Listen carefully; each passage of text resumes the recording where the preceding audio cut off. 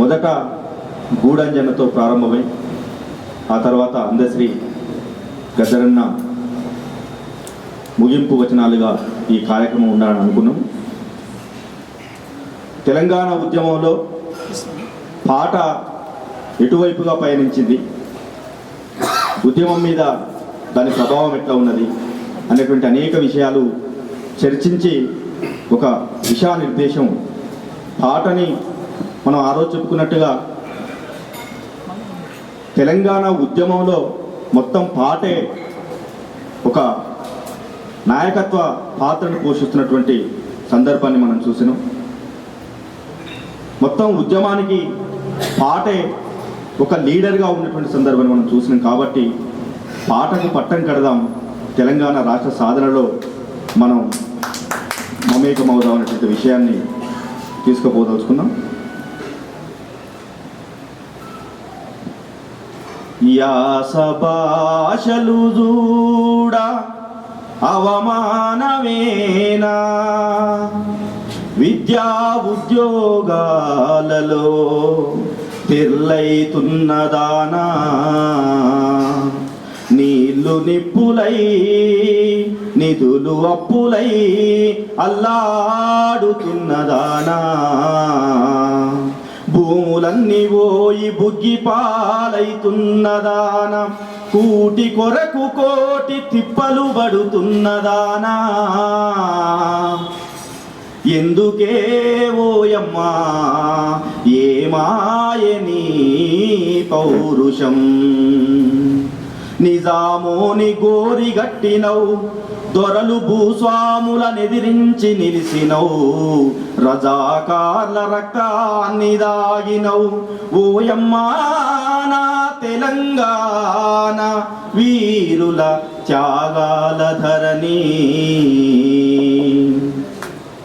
ఎవడు తాకట్టు వెడుతుండో కనికట్టు చేస్తుండో, ఎవడెవడు ఏ పాట ఏడేడ వాడుతుండో, చీకట్ల ఏముందో పగలేమి జరిగిందో కనిపెట్టలేనంత ఎర్రిదానివిగావు, కన్న కొడుకైనను పాడు పను చేస్తుంటే, కన్న కొడుకైనను కాని పని చేస్తుంటే, కుతిక విసికి సంపే మొండిదానివి నువ్వు, ఓయమ్మా నా తెలంగాణ వీరుల త్యాగాల ధరణి, వీరుల త్యాగాల ధరణి, మోసమే చేసిండ్రు మొదగాలు నిజమే, మోసపోయిన మాట నిజమే నిజమే, మోసగాడని వాడు తెలిసినంక ఇప్పుడు మోసపోవుట ఇప్పుడెవరి తప్పు, ఇంకా మోసపోవుట ఎవరి తెలివి తక్కువతనము, ఇంకా దోపిడికి గురిగావడం ఎవరి వీరత్వానికి గురుతూ, ఓయమ్మా నా తెలంగాణ వీరుల త్యాగాల ధరణి, వీరుల త్యాగాల ధరణి.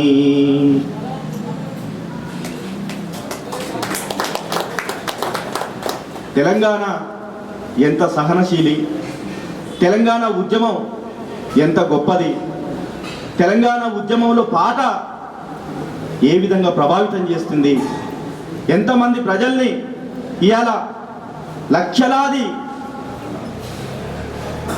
కాళ్ళు లక్షలాది చేతులు వేదికల ముందు ఒక నిశ్శబ్దంగా ఒక నిశ్శబ్ద విప్లవంగా వేదిక ముందు కూర్చున్నదంటే అది పాట గొప్పతనం.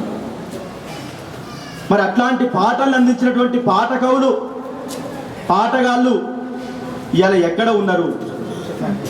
తెలంగాణ రాష్ట్రం వస్తే ఈ పాటగాళ్లకు ఈ పాట కవులకు ఏమి సిద్ధిస్తుంది? డాక్టరేట్లు నంది అవార్డు తీసుకున్నటువంటి వాళ్ళు నిజంగా మరి వాళ్లకు దాని అనంతరం ఆ అవార్డుల అనంతరం వాళ్ళ జీవితాన్ని ఎప్పుడైనా మనం చూసినామా? తెలంగాణ ఉద్యమంలో అనేక మంది ఈ పాటల ప్రభావం వల్ల ఈ మాటల ప్రభావం వల్ల అనేక మంది అసూలు బాస్తున్నారు.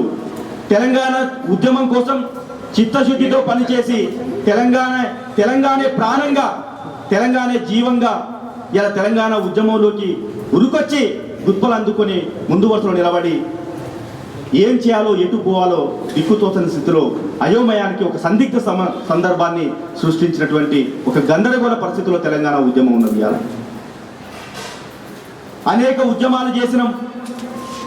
తెలంగాణ రాష్ట్ర సాధన కోసం ఇదే చివరి ఉద్యమం అన్నాం, ఇదే చివరి సభ అన్నాం, ఇదే చివరి ధూమ్ధాం అన్నాం.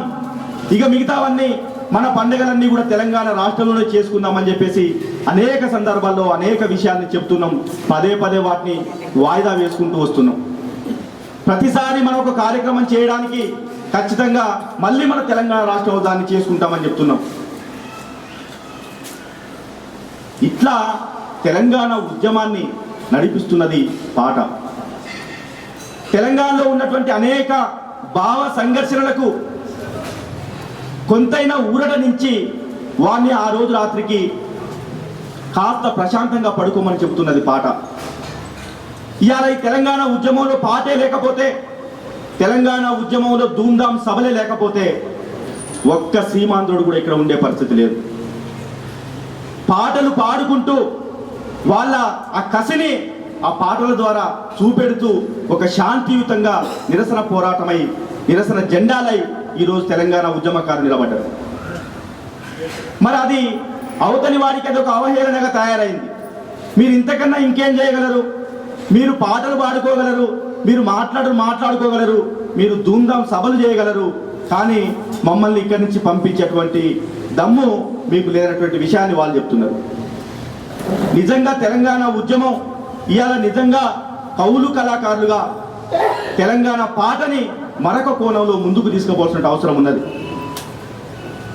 తెలంగాణ ఉద్యమంలో పాటకు సంబంధించి నేను ఇంతకుముందు అన్న పెద్దలు ఇక్కడ ఉన్న వేదిక మీద చాలా పెద్దవాళ్ళు ఉన్నారు. మొత్తం తెలుగు వచన కవిత్వానికే ఒక ఆద్యులుగా నిలిచినటువంటి అన్న పెద్దలు జయదేవ్ తిరుమలరావు గారు. అదేవిధంగా తెలంగాణ ఉద్యమంలో పాటలు అంటే 2006 నుంచి నేను ఎక్కువగా అంటే పాటతో 2002 నుంచి పాటలు రాస్తున్నాను, కానీ 2006 తర్వాత మాత్రమే ఆ పాటల ప్రభావాన్ని తెలంగాణ ఉద్యమంలో నేను చూసిన.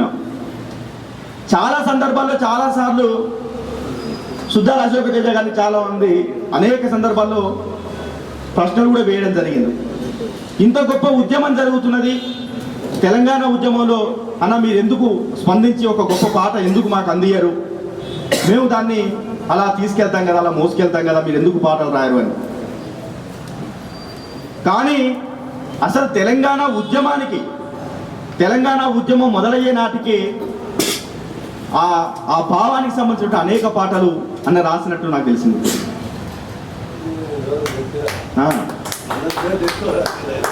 అదే మరి అంటే ఎక్కడ కూడా అంటే ఇప్పుడు ఇంతకుముందు జయదేవ్ తిరుమలరావు సార్ చెప్పిండు, పాట ఒక మౌఖికమైనటువంటిది, మౌఖిక లక్షణం కలిగినటువంటిది పాట అని.